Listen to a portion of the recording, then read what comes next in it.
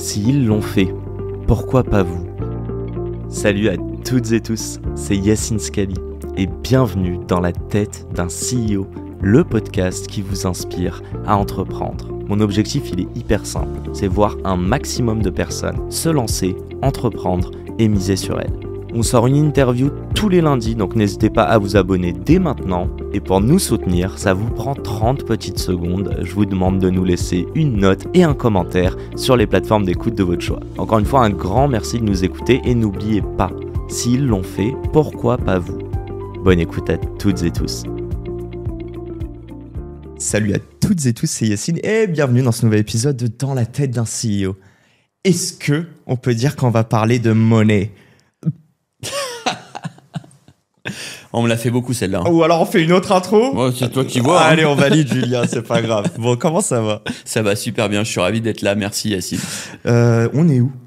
Parce que là j'avais été enclenché, mais il y a une autre anecdote assez folle. Ah, c'est assez incroyable, c'est qu'on est au 160 rue Montmartre et que j'ai vécu là pendant 5 ou 6 ans puisque j'avais un appartement de fonction au 5e étage de cet immeuble.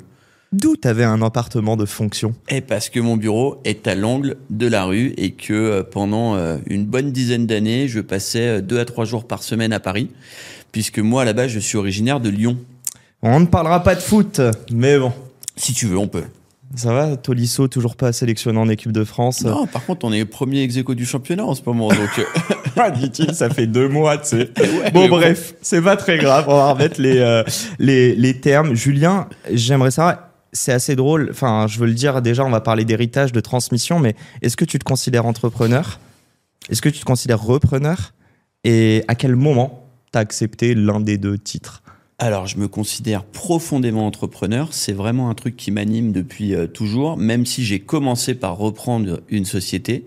Ensuite, j'en ai créé d'autres et puis j'en ai aussi repris d'autres dans des contextes plus ou moins favorables. Mais ce qui constitue le parcours, c'est vraiment l'entrepreneuriat. C'est ça qui m'anime. Tu peux nous donner quelques chiffres aujourd'hui et ensuite on va refaire tout un tour dans ta tête et essayer en 1 heure de prendre les moments marquants qui t'ont permis en tout cas d'entreprendre et qu'on se parle aujourd'hui. Je le dis et je le répète, mais mes invités ont fait 99 fois plus que moi. Donc moi je suis à 1 et j'essaye d'atteindre votre niveau. Raconte qu'est-ce que Citadel ou Monnaie, je ne sais plus.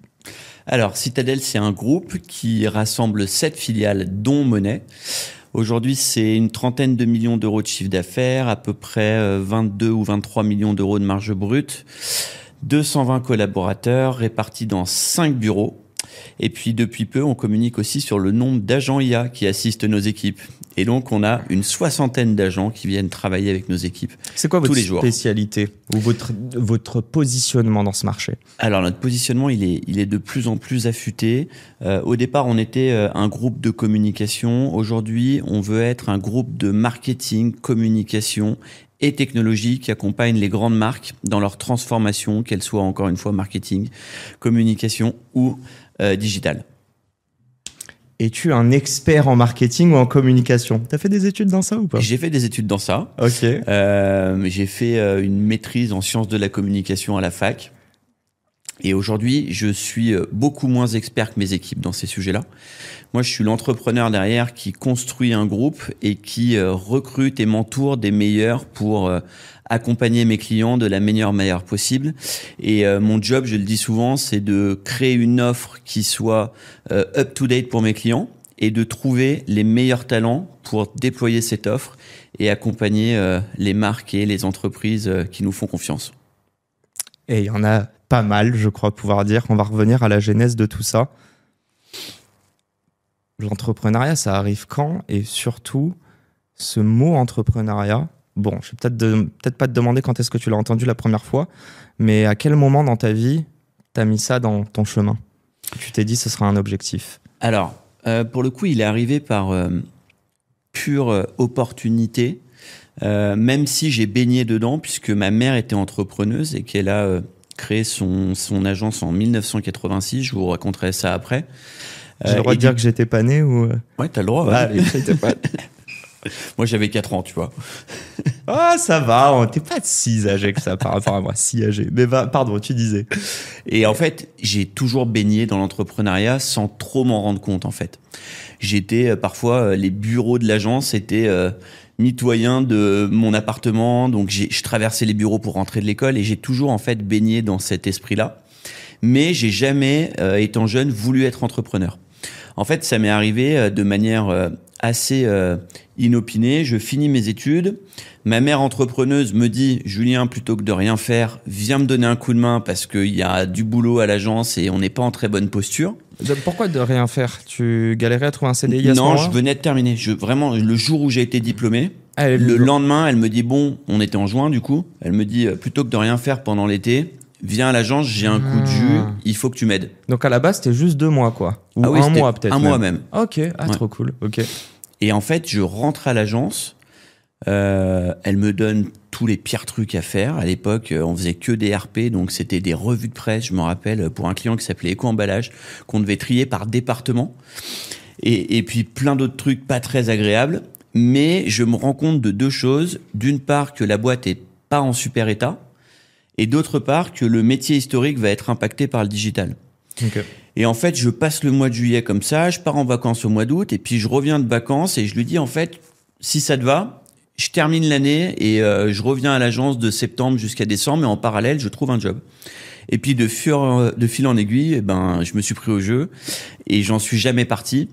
Entre autres parce qu'à l'époque, elle avait vendu son agence à une agence de publicité parisienne. Et que il y a le dirigeant de cette agence qui m'a un peu pris sous son aile en me disant « Écoute Julien, si tu as envie de rester, reste. Je vais t'apprendre les codes du métier et je pense que tu as plein d'atouts pour reprendre cette boîte-là. » Et très vite, il me met au travail et notamment, il m'apprend les rouages du commerce et du développement du newbies. Et ça me plaît beaucoup. Et ça a été pendant 10 ou 12 ans mes attributs de faire du newbies. J'avais vraiment cette casquette-là. Même en étant président de l'agence Monnaie, je m'occupais du newbies. Donc newbies, lancer tes nouvelles filiales, etc. Après ça. Ok, on va en parler. Juste, tu as dit un truc qui m'interpelle depuis tout à l'heure. Je sais pas comment tu l'as dit, je sais pas si c'est l'état d'esprit ou enfin, le mindset, etc. Moi, je veux comprendre qu'est-ce que tu voyais de ta mère entrepreneuse ou entrepreneur avec un E quand tu étais petit. Donc là, tu parles des discussions peut-être à table, tu parles aussi du fait que tu traverses, enfin, tu disais que le bureau était mitoyen avec votre appart ou votre maison, je ne sais pas, mais c'est quoi que tu captais de positif que tu vois aujourd'hui? Et à l'inverse, c'est quoi qui a fait peut-être que tu as repoussé l'entrepreneuriat plus jeune? Alors, je commence par le négatif, si tu veux bien, comme ça on finit sur une note positive. Ça me va très bien. Je sais que t'aimes bien ça en plus. En fait, ce que j'ai vu de négatif plutôt sur la fin d'ailleurs, donc quand j'avais entre 14 et 18 ans, où l'agence allait moins bien, je ressentais du stress quand même. Parce que d'une part, c'était une femme, elle m'a élevé seule, et que les fins de mois, il fallait les payer, les salaires, le sien, et pour assurer notre vie quotidienne. Donc je sentais quand même une fragilité et un stress lié à cette activité d'entrepreneur. Peut-être que c'est ça du coup qui m'a pas donné envie d'y aller tout de suite. À côté de ça, je voyais des trucs tellement positifs, et notamment ma mère est une personne extrêmement libre.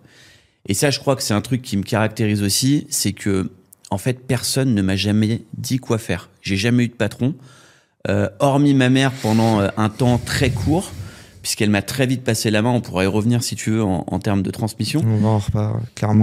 Mais je crois que la liberté est clairement, pour moi, la qualité la plus importante quand on choisit d'être entrepreneur. Même si on a un tas de contraintes, je fais ce que je veux, quoi.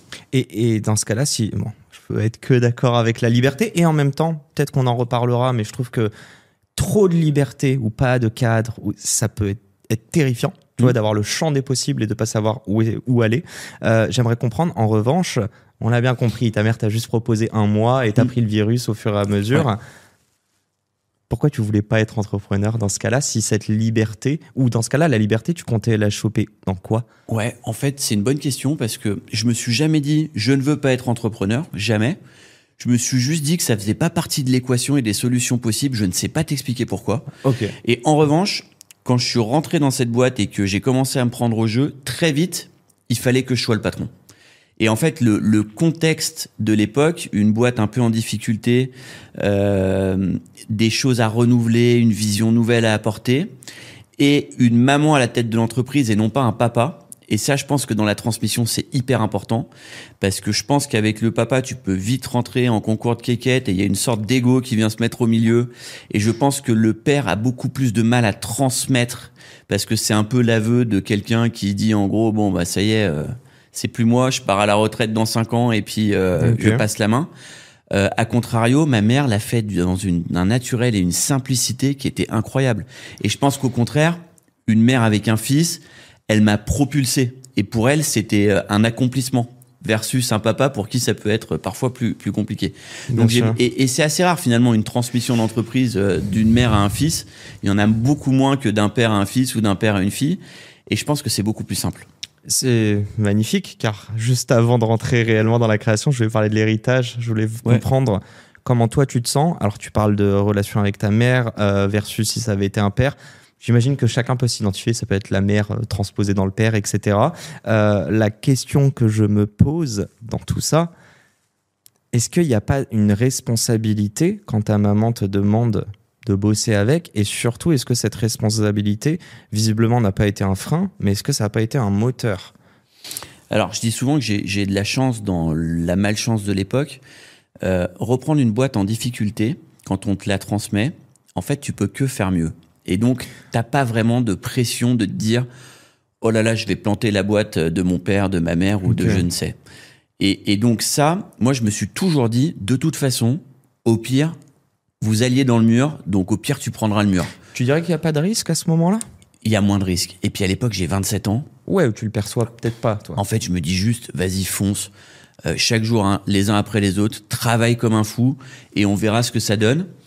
Et vraiment, je suis pas du tout dans un contexte anxiogène à me dire oh là là, si tu te plantes, c'est catastrophique. Jamais. Tu te poses la question de ce que pense ta maman à ce moment-là, de toi ? Pas trop. Tu le fais pour la rendre fière ou même pas ? Non, pas vraiment, je pense pas. Je pense que je le fais plus pour, entre guillemets, sauver l'héritage familial que pour la rendre fière. Et je pense que la fierté, elle est venue après de sa part. Et en fait, assez vite, ça a remarché. Et donc, assez vite, elle m'a encouragé en me disant « c'est bien ce que tu fais ». Et donc, ben, évidemment, ça te donne de l'énergie. Et puis, ça te donne aussi de l'énergie de voir que le marché t'encourage, qu'il y a des gens qui t'encouragent parce qu'ils regardent ce que tu fais et qu'ils se disent « tiens, c'est cool ». Et qu'il y a des marques qui te font confiance. Dis-moi si je me trompe. Ouais. J'imagine un gosse entre 6 et 10 ans. Ouais. T'as les parents qui vont lui faire en 4 ans plein de sports. Essaye, on verra si ça te plaît. Ouais. Et t'as l'autre parent qui lui dit « toi, tu dois être professionnel de foot ». Ouais. En gros, tu es en train de dire que c'est vraiment la première approche que ta mère a appliquée sur toi.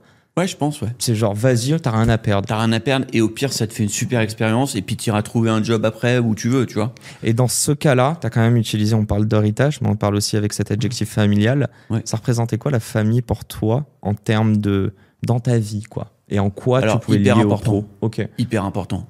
À quel niveau ? On a un héritage familial qui est à moitié juif, donc ma mère a cette culture-là de la famille où oui, ma mère rassemblait tout le monde à Noël, mes demi-frères, mes grands-parents. Ça faisait partie etc., d'une sorte de mission d'être un membre de la famille. En tout cas, toi, tu l'as pris comme ça, que aussi d'être capable de rassembler, de faire perdurer ce qu'elle a créé, peut-être. Ouais, je pense. Et puis, je suis à la fois fils unique de son côté, mais le grand frère du côté de mes demi-frères. Ok. Donc, il y a un côté un peu patriarcal qui est arrivé aussi en me disant, OK, il faut que je tienne la famille, quoi. Rentrons dans le pro, si ça doit. C'est quoi les... J'ai l'impression... Je pense pas que ça a été un long fleuve tranquille. C'est beaucoup mieux quand tu démarres en n'ayant pas d'anxiété ou voire de contraintes.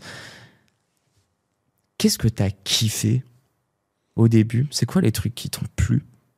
Moi, ce qui me plaisait et ce qui me plaît toujours, c'est de gagner des clients. En fait, vraiment, ce qui m'a plu, c'est quand j'ai vu arriver le digital et je me suis dit, OK, on fait des RP. Génial, c'est un super métier.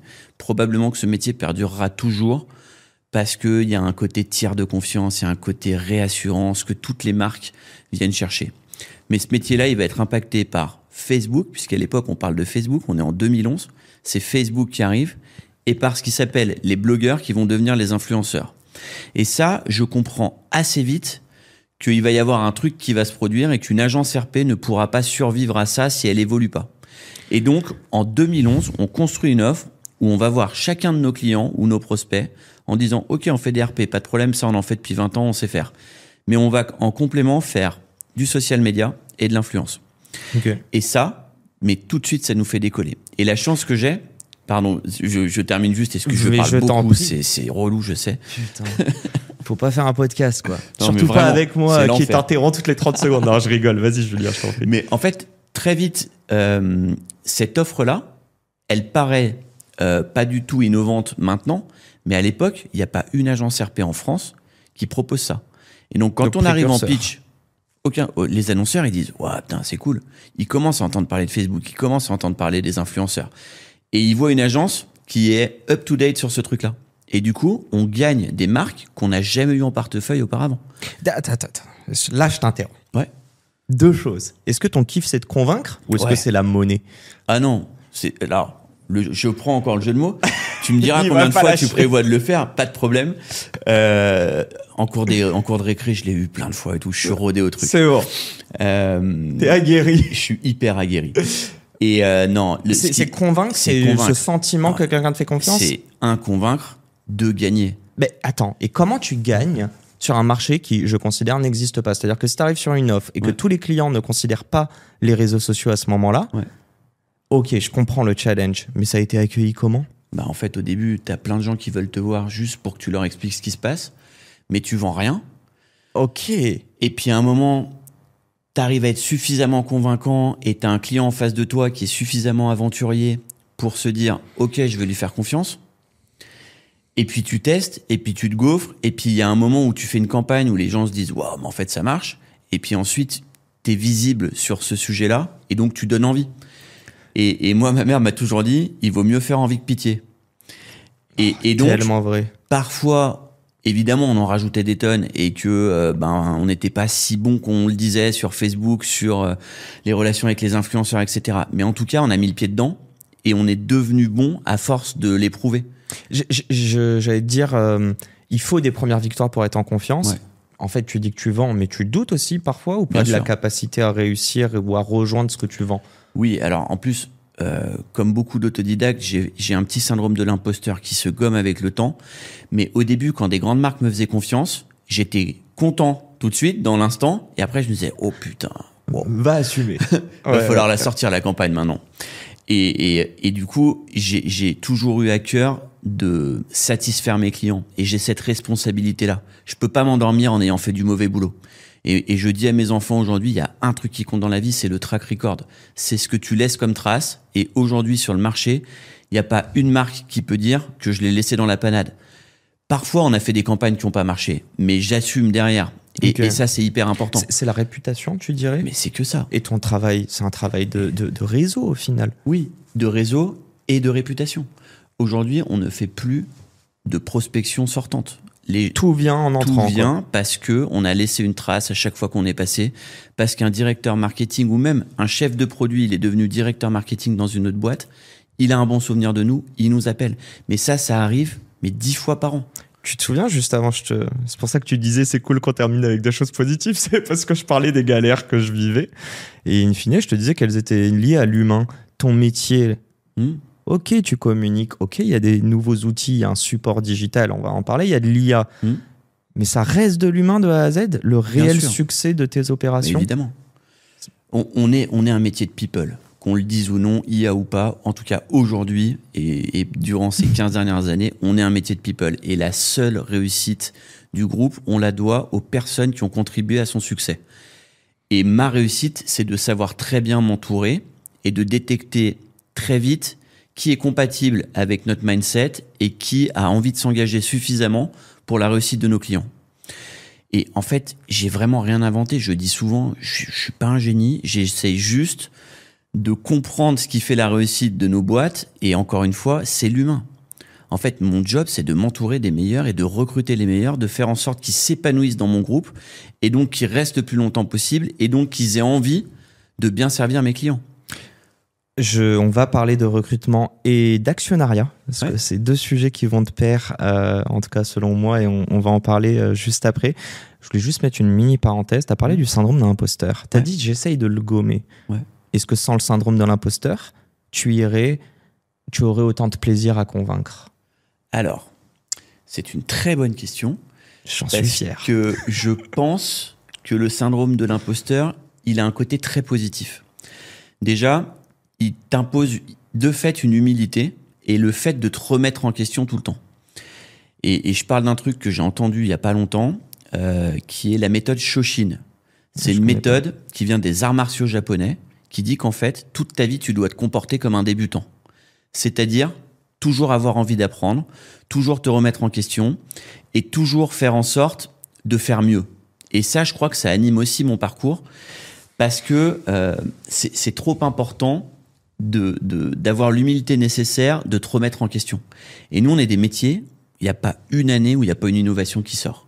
Alors là, on parle d'IA depuis 2 ans. C'est probablement une des transformations les plus majeures à laquelle j'ai assisté. Mais avant, on a accueilli les réseaux sociaux, on a accueilli les influenceurs, on a accueilli la publicité programmatique, on a accueilli la data.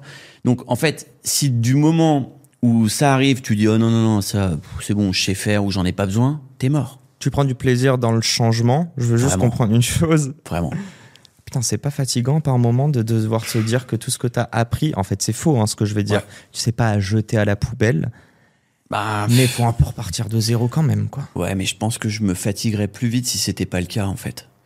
Je pense que moi, en fait, ce qui m'anime, c'est justement cette conduite du changement. Et c'est quand l'IA arrive, ok, il y a l'IA qui arrive, comment on devient les champions de ce sujet-là?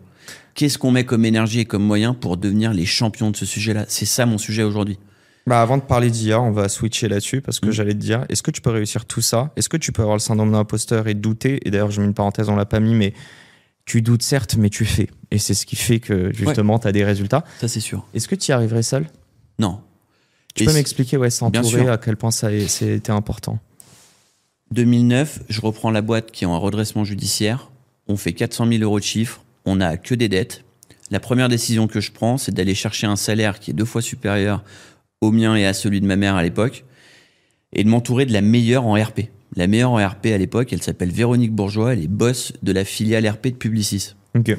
Je vais voir cette personne. Véronique, qui est encore mon associé aujourd'hui. Ah bon? Ah ok, trop 15 ans plus tard. Magnifique. Je vais voir cette personne, je lui dis Véro, on a un projet, on va recréer une agence quasi from scratch et on va devenir les numéros 1 français dans les 10 prochaines années. Elle me regarde avec des grands yeux et cette tarée me dit ok, j'arrive. Elle lâche un poste hyper confort pour nous rejoindre. À l'époque, on est 3 dans un bureau au fond d'une cour, c'est vrai.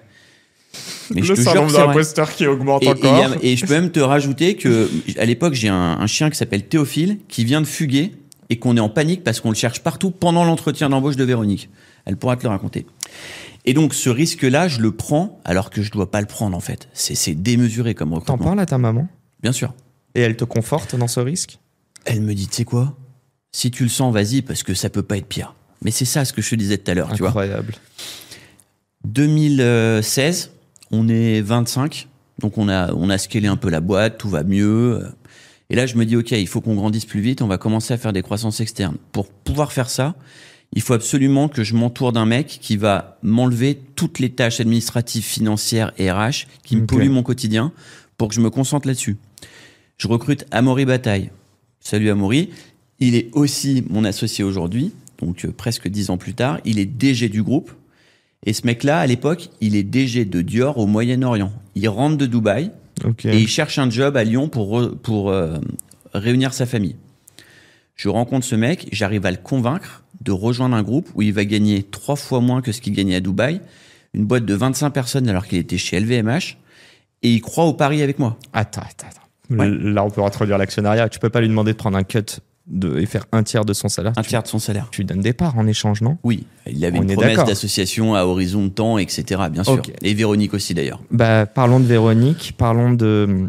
j'allais l'appeler Théophile, mais non, c'était ton chien. C'était qui ton dernier associé, enfin la dernière personne dont tu parlais? Amaury, excuse-moi Amaury, désolé. Trop de noms là, moi je me perds. Déjà que j'arrive à me souvenir du nom de Julien, c'est bien. Non, mini parenthèse, c'était quoi ma question? Oui, qu'est-ce qui les a convaincus? Allez, beau travail d'humilité. Qu'est-ce qui les a convaincus? Là, du coup, je vais pas être modeste sur ce coup-là. Mais je le sais, mais parce que vous l'êtes tous en tant qu'entrepreneurs. Mais je pense que c'est effectivement la capacité que j'ai eue à les convaincre et la perspective que je leur ai vendue qui s'est avérée être vraie d'une boîte qui va décoller, dans laquelle ils seront associés et qui demain sera une pépite du marché français. tu leur as vendu un projet, mais tu ne t'es jamais vendu toi dedans? Non, en fait, je pense que moi, ils m'ont acheté de fait parce qu'ils savaient que c'était le package et que le projet, probablement, c'était pas le même sans moi. Et ils ont fité avec ma personnalité et ça passe ou ça casse dans ces cas-là. Et il y en a plein qui n'ont pas fité d'ailleurs. Mais eux, ils ont fité avec le truc. C'est intéressant. Quand tu dis qu'il y en a qui n'ont pas fité, et tu parles de ces premiers recrutements, est-ce que donc du coup, ça a été les premiers directement, les premiers entretiens, ou est-ce qu'il y en a eu plein? Et ma vraie question du coup dedans, c'est comment tu te décourages pas? Comment toi, tu te dis pas, c'est moi le problème, avant de trouver la bonne pépite? Alors, sur ces postes un peu high level, je crois que je me suis jamais trompé et ça a été tout de suite évident. Véro, seul entretien. Amaury, seul entretien. Un entretien. Claire Lérisson, qui est devenue la DG de Monet. On s'est vu à l'angle, au Grand Boulevard, juste là. On a déjeuné ensemble. Au bout de 3 phrases, elle me dit « Je suis basque ». Je lui dis « Moi aussi ». Le deal était fait et aujourd'hui, elle est DG de Monet. Et ça, c'est aussi constitutif de mon parcours, alors avec ses avantages et ses inconvénients, parce que parfois, je me plante en fonctionnant comme ça. Mais en général, ça marche. Tu checkes des valeurs, quoi. Tu checkes des valeurs. Ouais. C'est que de l'émotionnel et c'est pas de pro. Ouais. En fait, du moment où la meuf, elle est patronne de Publicis RP, le mec DG de Dior au Moyen-Orient et Claire DG d'une filiale de WPP, je me dis, l'expertise, ils l'ont. Ils ont rien à te prouver à ce moment-là. Si tu veux, s'ils sont pas bons à ces postes-là, c'est que ces groupes-là, ils savent pas recruter et ça reste les leaders mondiaux du secteur. Donc, je me fie à eux. Putain, c'est fou. Et moi, ce que j'aime le plus dans tout ce que tu me dis, c'est que tu écoutes ton gut feeling. Ouais. Il y a des moments où on t'a renvoyé des signaux tout au long de ton parcours, où on t'a dit que c'est une mauvaise décision, ou qu'il y avait des réflexes. Et toi, t'as dit, je ne sais pas pourquoi, mais j'y crois. Alors, c'est tout le temps. Et je vais te dire un truc, c'est que c'est de plus en plus en grandissant. Parce qu'en grandissant, j'ai aujourd'hui 10 ou 12 associés qui sont des patrons de filiales. Et donc, beaucoup de mes décisions sont forcément mis à l'ordre du jour d'un board ou d'un COMEX ou d'un COPIL et donc sont challengés. Parce que j'ai en dessous de moi des patrons de filiales dont mes décisions impactent leur business. Et donc, on me dit de plus en plus que je fais des conneries et que je raconte n'importe quoi. Et j'ai eu tendance par le passé, je parle des 18 derniers mois, à leur donner parfois raison. Et en fait, je vais arrêter de le faire. Pourquoi tu leur donnes raison? Et pourquoi tu voudrais arrêter? Parce que je me suis aussi entouré de ces personnes-là pour leur apport, et ils ont de l'apport sur plein de sujets, et notamment des sujets d'expertise métier où ils sont bien meilleurs que moi. Par contre, les décisions où il faut des guts pour dire on va aller acheter un bâtiment de 2500 mètres carrés alors qu'aujourd'hui on est dans 700 mètres carrés parce que le groupe dans 5 ans... Ouais, on est en train. Parce que dans 7 ans, on sera 3 fois plus. Il y a que moi qui peux la prendre. Et tout le monde me dit que je suis fou, mais je l'ai fait quand même. Ok. Voilà. Quand on rachète Brainstorming en plein Covid, on s'est offert une agence de branding de 12 ou 13 personnes en redressement judiciaire le 15 avril 2020. Ouais. Donc les visios, pour rencontrer mes salariés, pour discuter avec les mandataires judiciaires, les administrateurs, j'ai tout fait en visio. J'ai rencontré mes salariés 3 mois après avoir acquis la boîte. Sur ça, ce rachat. Il est fou ce rachat. Non, mais c'est rien de cartésien. Tu dirais qu'il y a un truc que tu as capté, mais c'est pas des chiffres. Ce rachat, il est dingue. J'ai rencontré les dirigeantes, est-ce que c'était 2 dirigeantes, qui viennent me voir en me disant on va être placé en RJ, on voudrait que ça soit toi qui reprennes la boîte. Okay. Ça, c'est février 2020. Je connais la boîte de réputation, c'est une super boîte. Je leur dis sur le principe, ok, on va monter le dossier ensemble. Arrive le Covid, et du coup, tout se passe en visio du 15 mars au 30 juin 2020. Et le deal se fait en avril, et donc pendant 2 mois, je suis en visio avec les équipes de cette boîte, en train de leur expliquer que je suis leur nouveau boss et qu'on pourra se rencontrer dans 2 mois. Putain, ça c'est ouf. Mais ça, c'est des trucs. Tu dois être le seul rachat qu'il y a eu en France à ce moment-là. Je pense pas, mais en tout cas, dans la vie d'un entrepreneur, ça compte, ouais. Je me rappellerai souvent, toujours de ça. On parle d'humain, même là, le rachat d'une boîte, au final, c'est l'ADN. Et d'ailleurs, tu l'aurais racheté si les gens qui faisaient cette boîte partaient? Tu l'as racheté que tu pour parles les de Brainstorming? clients? Ouais. Alors, Brainstorming, en l'occurrence, les 2 dirigeantes sont parties. Ok, donc c'était dans le deal. T'as racheté quoi? C'est les clients? J'ai racheté des clients et des équipes. Donc quand même, il y a de la créa en interne que tu as gardé, etc. Ok, je voulais parler de 2 choses. Je voulais parler de tes... Elle n'est pas facile celle-là, je te le dis maintenant. Oh là là là. Tes clients ou tes associés, c'est qui le plus important pour toi? Tu dormiras les deux yeux tranquilles si c'est tes clients qui sont satisfaits ou tes associés? Mes associés. Avant les C'est trop clients. facile cette question. Ok, ah non, bah je suis pas d'accord. Mais si je suis bien avec mes associés, je trouverai toujours des clients, Donc c'est aussi plus dur de convaincre des associés que de convaincre des clients. évidemment. Et quand tu convaincs des associés, est-ce qu'il y a un côté de toi égo presque qui est peut-être plus mis en avant et du coup plus de doute que quand tu convaincs un client et que tu lui proposes une OP précise? Alors, déjà, je dois convaincre beaucoup moins de clients aujourd'hui parce que je suis moins opérationnel et je m'occupe vraiment que des très très très gros dossiers. Donc, je dois faire maintenant 10 pitchs par an. Ouais, mais attends, convaincre des Mais- associés aujourd'hui, c'est plus facile parce que tu as des très beaux chiffres aussi. Donc, Oui, c'est lié. mais aujourd'hui, effectivement, mon job, il est d'une part de convaincre mes associés actuels que mes décisions sont les bonnes. Et ça, j'y passe trop d'énergie. Vraiment. Et la deuxième chose, c'est que je dois convaincre des futurs associés de nous rejoindre, c'est-à-dire des dirigeants d'agence que j'ai envie d'avoir dans le groupe, de nous rejoindre parce que le projet est cool et qu'ils vont faire ce qu'ils allaient faire en 10 ans, ils vont le faire en 3 ans avec nous. Et qu'au final, tout le monde sera gagnant dans l'équation. Si eux sont convaincus, Ouais. ces dirigeants d'agence que tu veux faire monter en fait au capital, Ouais. qu'est-ce que toi tu... Allez, c'est quoi les green flags et les red flags? Pourquoi tu vas en choisir un plus qu'un autre ou qu'une autre?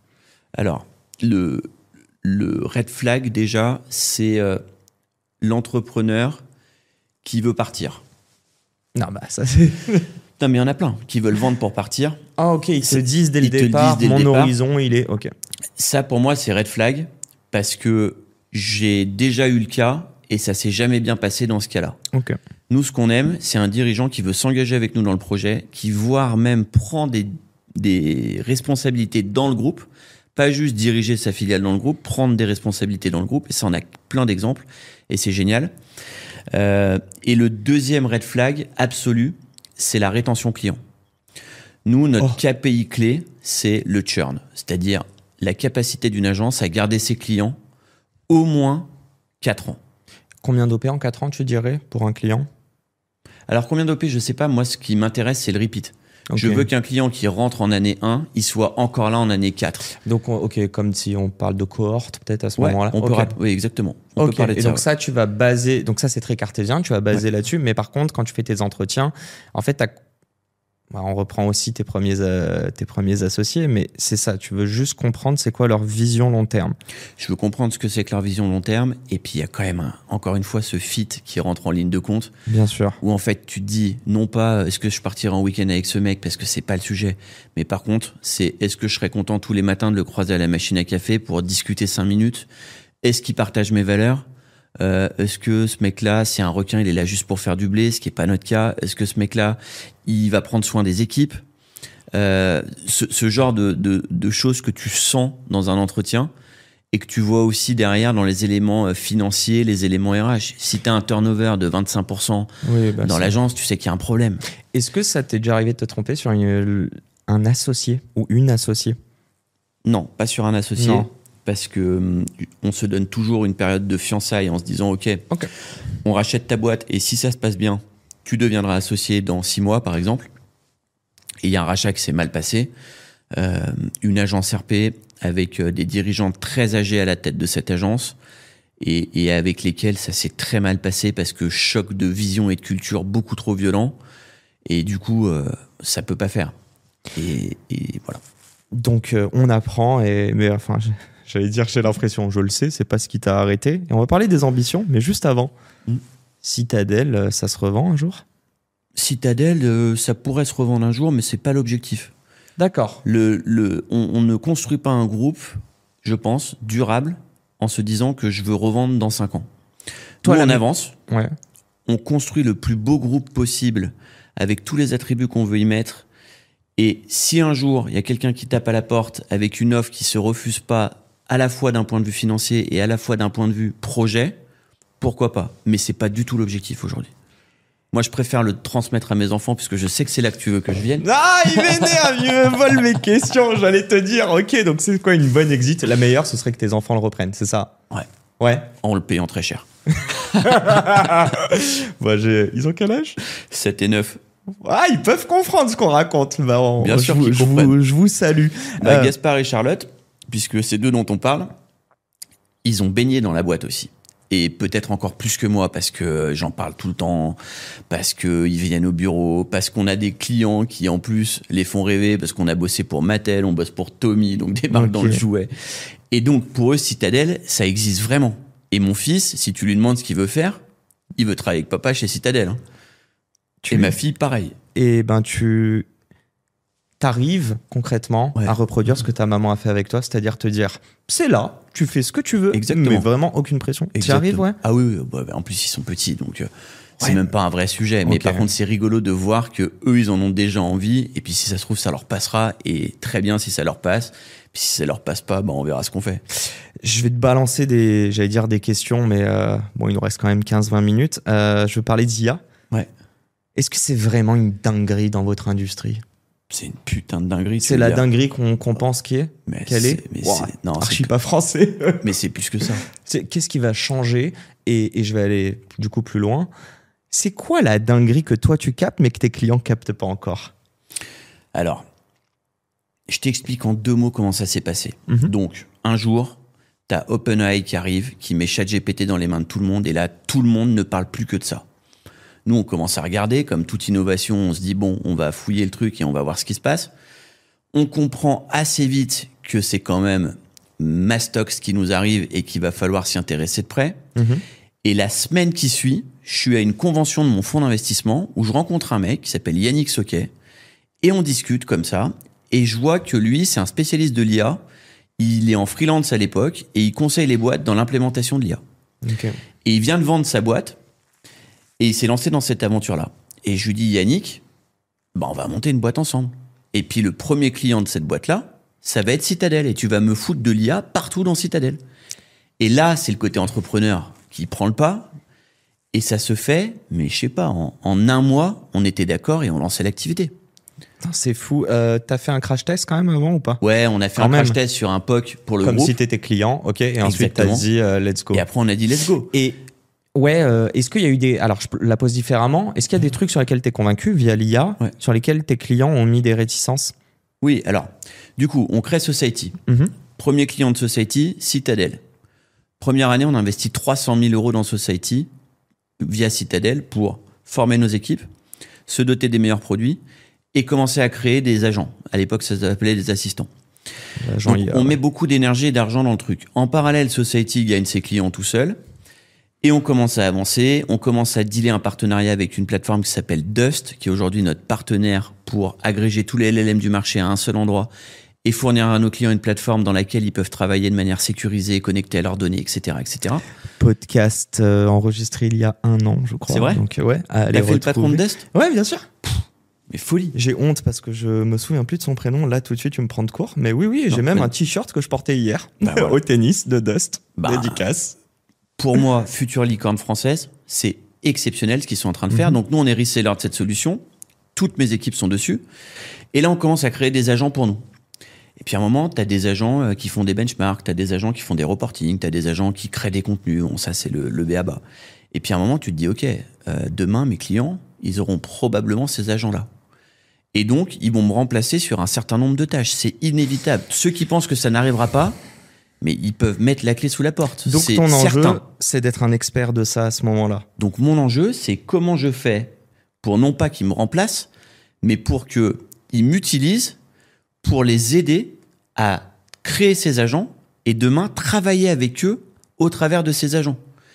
Et donc nous, notre pari, c'est de créer des agents qui sont suffisamment spécifiques, puissants et robustes pour que mes clients ne les créent pas tout seuls, qu'ils les créent avec moi et surtout qu'on partage le capital installé dans ces agents, parce que mes équipes, elles travaillent toute la journée dans leurs agents, mes clients travaillent toute la journée dans ces mêmes agents, et qu'à terme, on est en train de créer des agents qui sont d'une fiabilité, d'une intelligence et d'une performance incroyable. Mais quand tu dis ça, juste, est-ce que c'est en gros récupérer de la data pour rendre chaque agent de plus en plus fort et de plus en plus précis? C'est ça dont tu parles? En partie. Il n'y a pas un problème d'anonymisation de la data? Non, parce qu'on travaille avec des données qui sont des données sécurisées qui appartiennent soit à nos clients, soit à nous.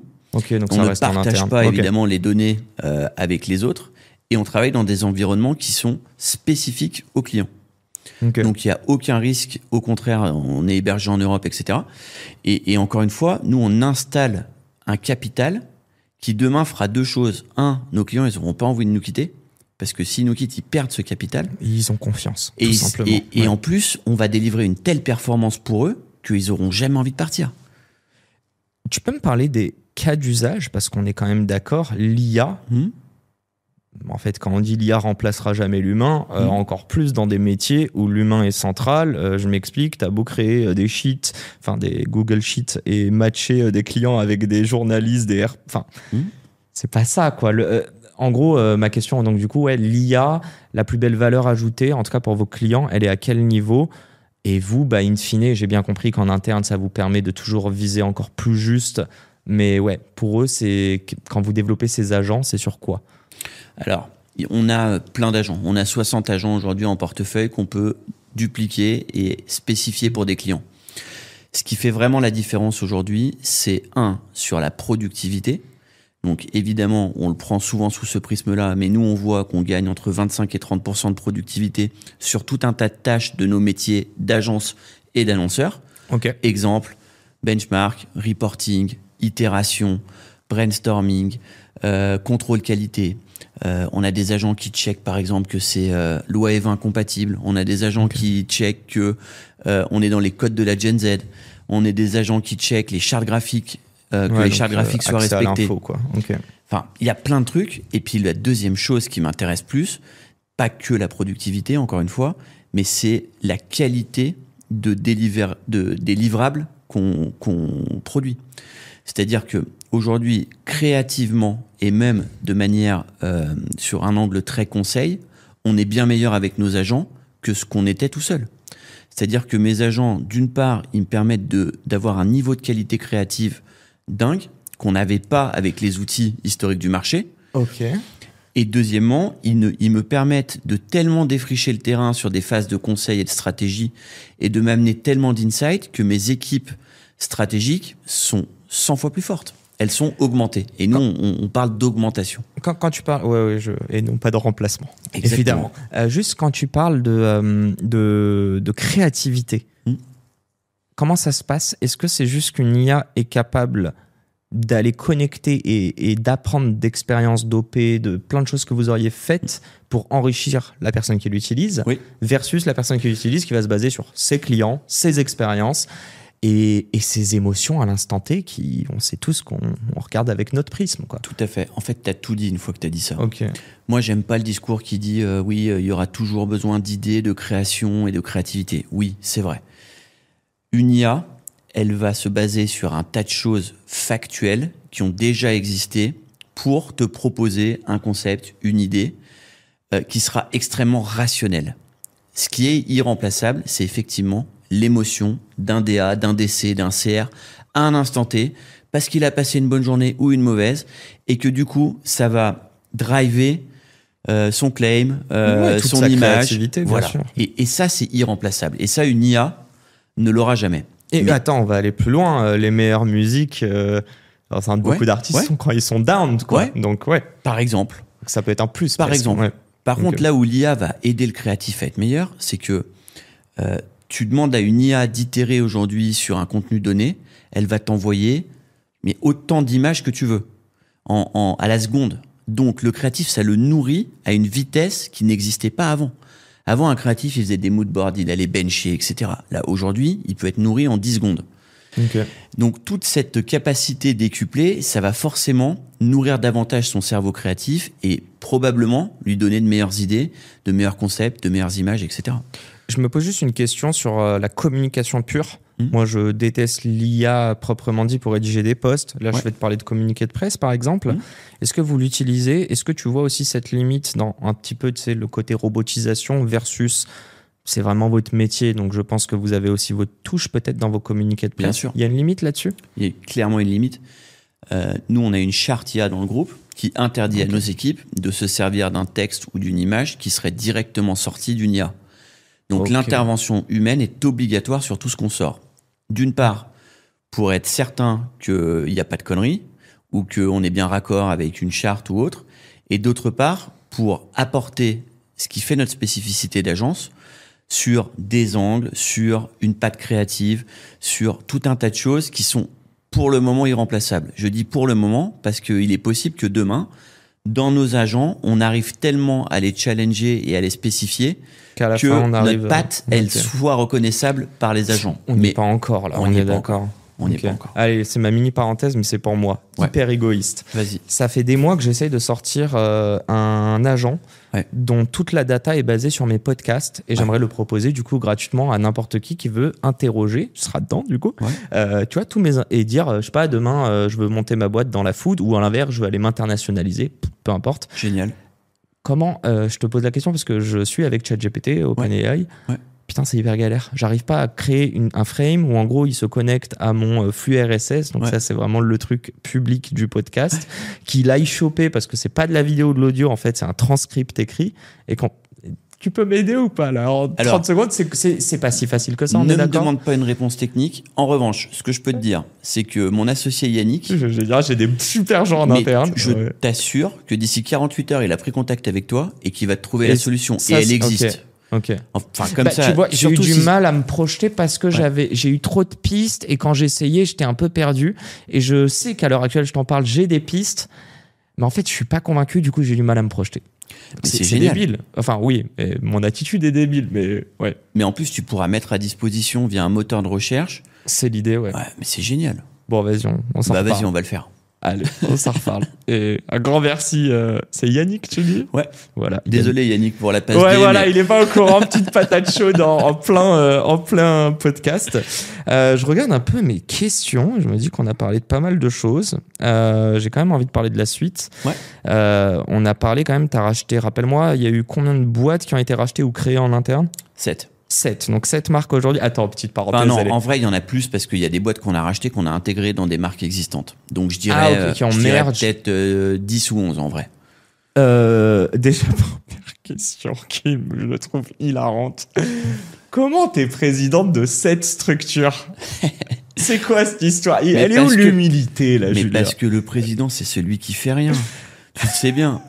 Non, C'est juste en pour vrai, LinkedIn. C'est- non, en vrai, c'est pour LinkedIn et c'est surtout juridiquement Ok. parce que c'est ma responsabilité qui est engagée dans ces 7 cas de figure-là et que c'est important pour moi d'être le responsable. Mais opérationnellement parlant, créativement parlant, Ouais. t'as pas la main sur les 7 boîtes en même temps. Mais j'ai la main sur aucune boîte. Tu délègues un max. Mais je n'ai la main sur aucune boîte, je te le dis. Tu parles avec des clients, toi? Je parle très peu avec des clients. Ok. J'en ai peut-être 5 réellement sur 250 ou 300 avec lesquels je parle.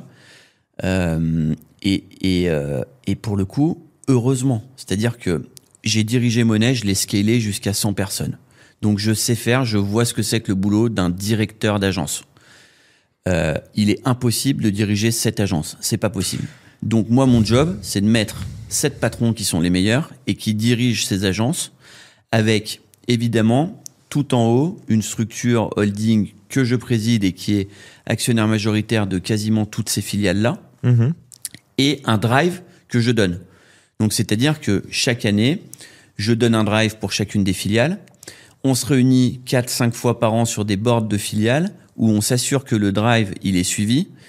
Et on a des ressources transverses pour tout le monde. L'innovation est transverse, le newbies est transverse, la com est transverse. Et ça, je le pilote. Donc un alignement constant et des fondations qui sont toujours alignées du coup Ouais. avec cet objectif Et final. moi, on m'appelle que pour les problèmes. C'est-à-dire que moi, mon téléphone ne sonne ou mon Slack uniquement parce que c'est un patron de filiale qui me dit « Putain, on est dans la merde sur un client. J'ai un départ d'une équipe, je veux pas qu'elle parte. J'ai un outil qui veut travailler avec moi, qu'est-ce que je fais ?» Enfin, c'est que ça. Et tu kiffes. Ouais, je kiffe. Ok. Bah, dédicace à Yannick à qui on a balancé un petit problème là. Ouais, voilà. Voilà. Ouais. Je dirais pas que c'est un test. Non, non, je rigole. Je veux juste te poser cette question sur la suite. Je te la pose différemment. Ça me saoule de voir ça à 5-10 ans. Je sais que tu as un visu, mais déjà dans 2 ans, quand on aura un nouveau président ou une nouvelle présidente. Peut-être avant même. Ouais, peut-être avant. Bon, bref, j'ai dit pas de politique. Non, mais ça ressemble à quoi le groupe? Le groupe, ça ressemble à quoi? Le groupe, il va ressembler, je l'espère, au groupe de marketing et de communication qui aura le mieux pris le virage de l'IA, qui se comportera comme si on était natif IA dans tout ce qu'on fait. Et c'est ça mon enjeu. Aujourd'hui, il y a des boîtes aux US, des agences qui se créent from scratch, Ok. où la promesse, c'est une personne, 10 agents. Je vous invite à regarder une boîte qui s'appelle 10KR. C'est hallucinant ce qu'ils sont en train de faire. Et c'est des mecs qui ont un track record dans nos métiers qui est dingue. Nous, on veut réussir cette transformation. Si on réussit cette transformation, on sera les champions en France de nos métiers. Et c'est ce qu'on La souhaite. référence. Ok. On veut être les champions français du métier du marketing et de la com. Tu parles français. Ouais. J'aime ma France. Est-ce qu'il y a une ambition outre-France? Ouais, alors ça, c'est une question qui revient souvent. Là, pour le coup, c'est un peu peut-être syndrome de l'imposteur. Je m'empêche de rien, mais c'est pas je me dis qu'il y l'objectif a actuel. suffisamment à grappiller en France. Enfin, aujourd'hui, le marché en France, c'est plusieurs milliards d'euros. Et nous, on fait 30 millions. Donc c'est tout petit. Tu dirais que le groupe est petit encore dans le marché français? En fait, il y a un sujet en France, c'est qu'on a 2 des 5 leaders mondiaux, Publicis et Havas, qui sont français et qui trustent une énorme partie du marché. Ok.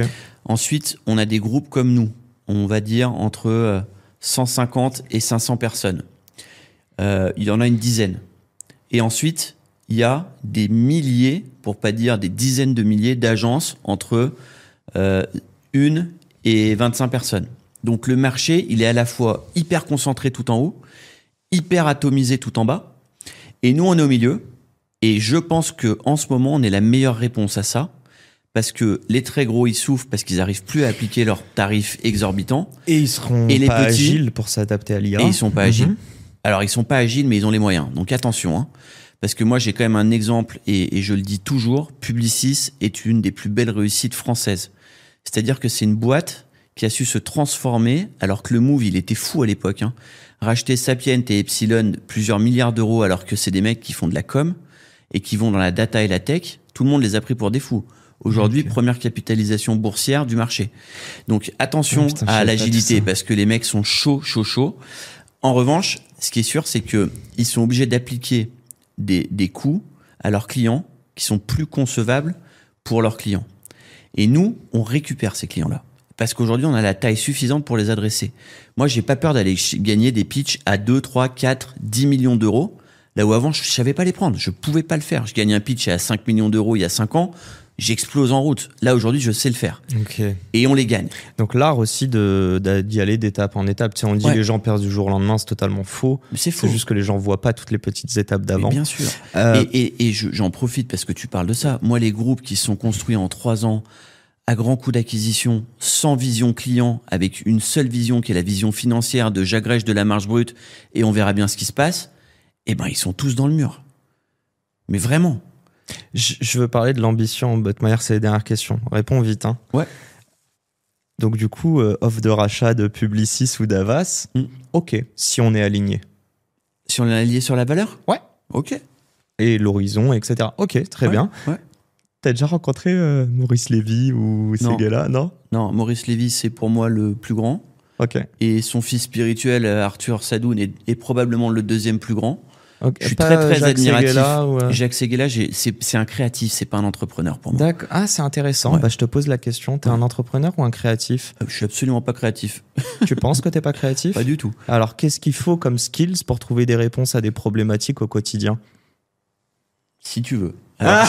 Alors, de ce point de vue-là, je dois être agilo-créatif. Moi, est-ce que... Non, en même temps, t'es pas stressé, mais on m'a dit un truc récemment. On m'a dit, mais tu sais, Yacine, t'es quelqu'un de très stressé, de très créatif, parce que pour être autant stressé que toi et te faire tous les films qui n'existeront jamais, faut vraiment avoir de l'imagination, quoi. C'est vrai. Donc, fin de la parenthèse. Est-ce que pour...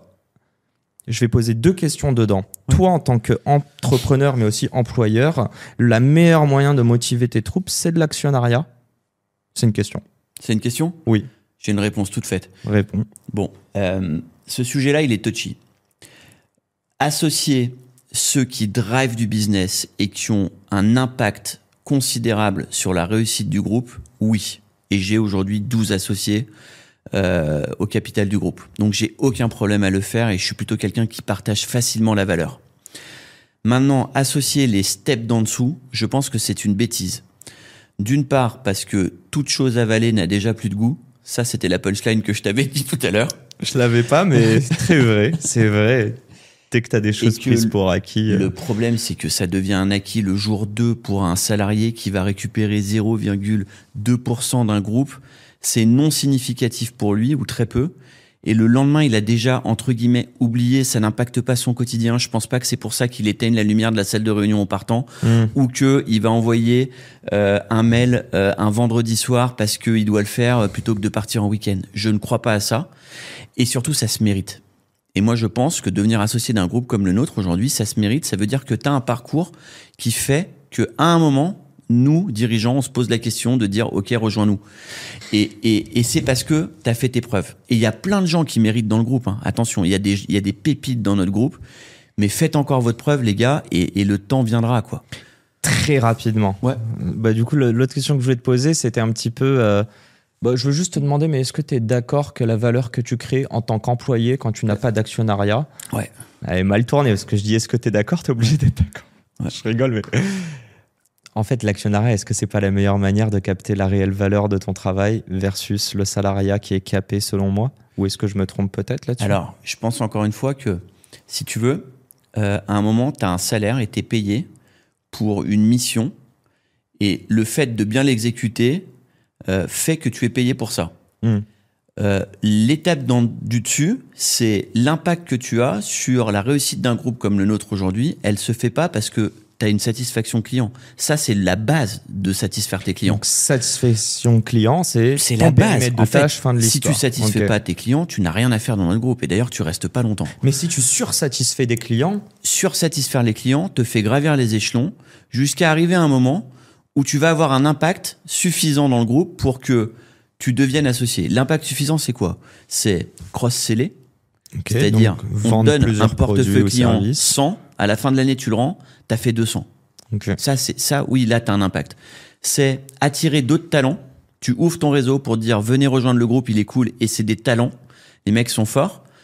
Mais tu vois que pour faire tout ça, excuse-moi, je t'entends, mais c'est quand même plus simple quand tu as des billes dans le projet. Bah non, moi je pense l'inverse. Ah ouais, okay. Je pense que tu dois faire ça pour avoir des billes dans le projet. Ah, c'est l'œuf et la poule qui est apparu. Bah écoute, on répondra pas à ce débat. Ouais. Mes dernières questions, très rapidement. Ouais. Je dis ça depuis tout à l'heure, pas du tout rapide, mais c'est pas grave. Est-ce que l'entrepreneuriat en France est sous-coté? Je m'explique. Est-ce que l'entrepreneuriat est fait pour plus de personnes qui ne le pensent? Alors, c'est pas sous-coté, ça. Bah si, ça veut dire que... Ou surcoté, pardon, ouais, t'as raison. Non, mais j'aime pas surcoté, sous-coté, ça dépend. Concrètement, est-ce qu'il y a des entrepreneurs avec un réel potentiel, mais qui ne le sont pas au courant, ou pire, qui ne s'autorisent pas à s'écouter à ce niveau-là, en France en tout cas? Alors, je ne pense pas. Je pense d'abord que malgré tout ce qu'on dit, la France est un super pays pour entreprendre. Et je pense que tu as quand même des facilités. Il y a plein de gens qui quittent leur job, qui touchent des aides pour monter une boîte, qui perçoivent des subventions pendant des années, le temps que la boîte décolle. Mais ça, il n'y a que nous qui faisons ça.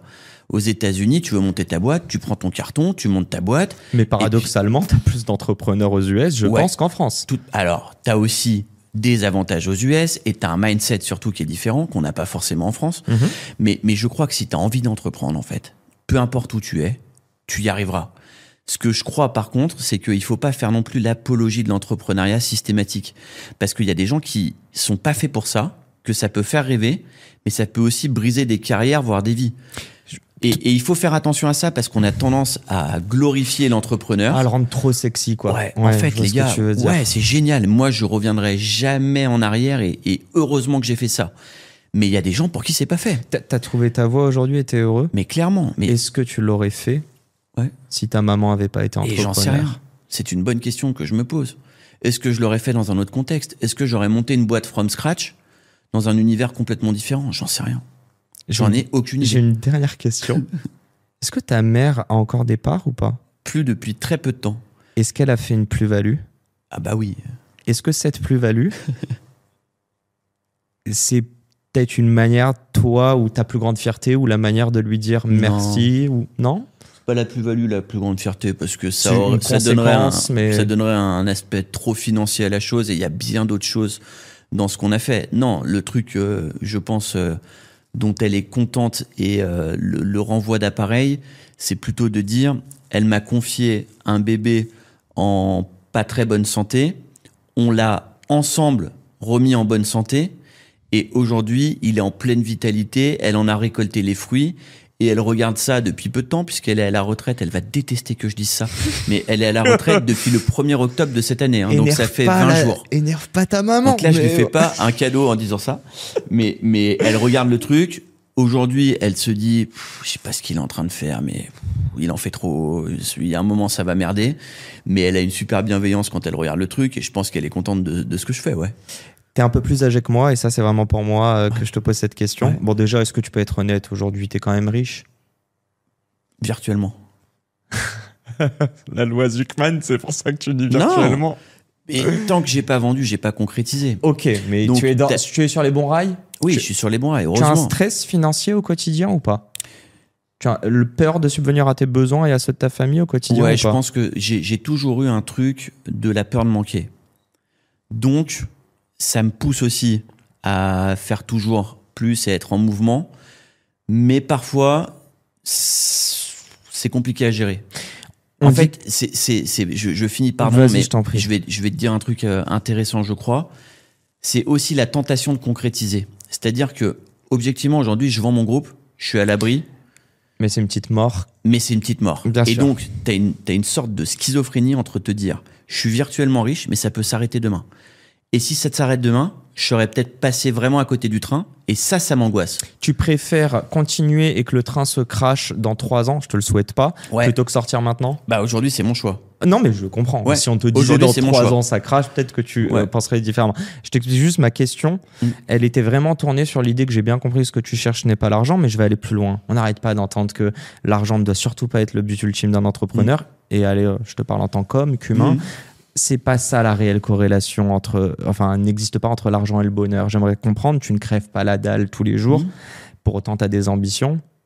Est-ce que l'argent fait vraiment pas le bonheur? Mais bien sûr que si. Donc c'est faux ce qu'on Mais raconte. bien sûr que c'est faux. Enfin, moi, je suis Tu désolé. parlais de mais liberté au tout Tu départ. parles de liberté, tu parles de stress, tu parles de bonheur aussi à pouvoir faire des choses cool avec les gens que t'aimes. Enfin, c'est une illusion de penser que l'argent ne fait pas le bonheur. Après, le toujours plus est mauvais. En fait, moi, j'ai par contre pas besoin d'avoir un bateau, un avion ou je ne sais quoi pour être heureux. Ça, non. J'ai besoin d'avoir des choses confortables dans lesquelles je vis bien avec ceux que j'aime et ça me suffit largement. Mais évidemment que l'argent fait le bonheur. C'est Arrêtons les bullshit. ouais, ça, c'est des bullshit de...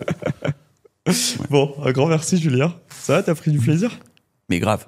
C'est 1h et quelques, 1h10 Mais presque. j'ai Donc adoré c'est la good. discussion avec toi. Bah écoute, un grand merci. On a parlé de plein de choses qui m'intéressent, mais moi je vais terminer avec ça. Je l'ai depuis tout à l'heure. Tu l'as dit, t'as dit que vous faisiez 30 millions, que vous étiez, surprend des rêves de foot, dans le ventre mou de la Ligue 1. Ouais. On est au milieu. On n'est pas le PSG, mais on n'est pas non plus relégable. Ouais. Bah, la bonne nouvelle, c'est peut-être le sujet dont j'aurais voulu discuter, je l'ai oublié, mais est-ce que ton ambition c'était de faire une boîte qui vaut vraiment 1 milliard? Est-ce que c'est la valeur boursière qui t'intéressait? En tout cas, la bonne nouvelle, c'est que tu peux être entrepreneur, te faire un nom, une place, faire 30 millions de CA sans forcément être le leader pour le moment. Tout à fait. Et ça, c'est une bonne nouvelle. Moi, je C'est une très bonne nouvelle. Après, je reviens juste sur le ventre mou de Ligue 1. Parce que si on est tout à fait honnête, on a été dans le ventre mou de Ligue 1. Je pense Et là, on qu'aujourd'hui, monte. on devient un joueur moyen de Ligue des Champions. Et que l'objectif, c'est d'être dans le trio de tête. Mais aujourd'hui, on adresse quand même des marchés qui sont quand même des marchés de Ligue des Champions. On ne joue pas que en Ligue des Champions. On joue encore parfois en Ligue 1. Mais quand même, la tendance, elle est d'aller en Ligue des Champions. Ouais. Et j'adore parce que tu pourrais te contenter de la Ligue 1 et d'être le meilleur des moyens, Ouais. mais tu préfères être, entre guillemets, aujourd'hui, je vais pas dire le plus nul, mais le poussé Ouais. de la Ligue des Champions. Le petit poussé jusqu'à arriver à être le Et c'est pour le ça PSG. Allez, faut le dire. que ça corrobore que l'argent n'est pas le driver. Parce que, en vrai de vrai, tu peux être un joueur moyen de Ligue 1 et gagner 10 fois mieux ta vie qu'en étant un petit de Ligue des Champions. Mais tu as un truc d'ego, probablement, Mais c'est d'image, vrai, et c'est aussi d'aller jouer avec les meilleurs, qui fait que moi, j'arrive pas à être un moyen joueur de Ligue 1. Quoi. Ça me saoule. Et ce qui est fou, c'est que ce que tu dis est propre à toi et que moi, j'ai plutôt le même avis, mais on a plein de joueurs de foot qui vont chercher l'argent et pas le prestige Mais des exactement. joueurs ou le challenge. Exactement, je suis complètement d'accord. On va parler foot. Allez, mais en off. Un grand merci de nous avoir écoutés. Un grand merde à toutes les personnes qui entreprennent, qui doutent. J'aime encore une fois ton histoire parce qu'elle est faite de hasard et d'opportunités, à commencer avec ta maman. Et j'ai envie de terminer là-dessus, mais dédicace à ta maman. Je crois qu'elle t'a légué un bel héritage. Dédicace. À la semaine pro pour un nouvel épisode. Ciao, ciao. Salut Yacine, merci. C'est la fin de cet épisode. S'il vous a plu, prenez 30 secondes pour nous laisser un commentaire et une note sur la plateforme d'écoute de votre choix. On a encore des dizaines d'épisodes en stock, donc je vous laisse fouiller. Et d'ici là, n'oubliez pas, s'ils l'ont fait, pourquoi pas vous ? Encore une fois, un grand merci de nous avoir écoutés et à très vite pour un nouvel épisode. Ciao.